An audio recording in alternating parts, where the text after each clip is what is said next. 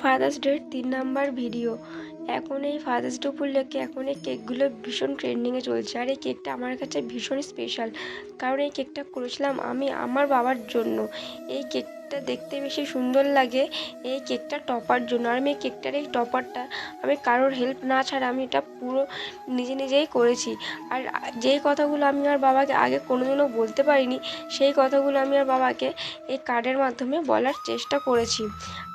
আর এই কেকটা ছিল একটা ম্যাঙ্গো ফ্লেভারের এগলেস কেক। আমার বাবা যেহেতু নিরামিষ খায়, তাই জন্য আমি বাবার জন্য আলাদাভাবে এই কেকটা করেছিলাম। আর এই কেকটা পুরো ফুল ভিডিও, ক্রাম কোরের ভিডিও আমি তোমাদের সাথে শেয়ার করবো। এই কেকটা একটু স্পেশাল বলার কারণ হলো তোমরা ক্রাম কোরের ভিডিওটা দেখলেই তোমরা বুঝতে পারবে।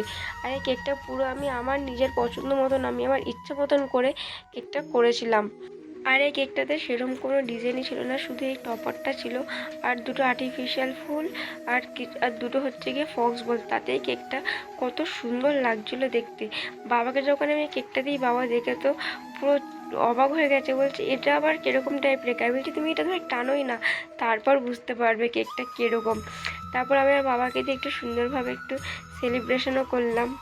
আর এই কেকটা তো আমার বাবার ভীষণ পছন্দ হয়েছে। আমার বাবার মুখের হাসিটা দেখলেই সেটা তোমরা বুঝতে পারবে। আর কেকটা তোমাদের কীরকম লাগলো সেটা তোমরা অবশ্যই আমাকে কমেন্ট করে জানিও। ভুল ত্রুটি হলে মার্জনীয়। রাধে রাধে।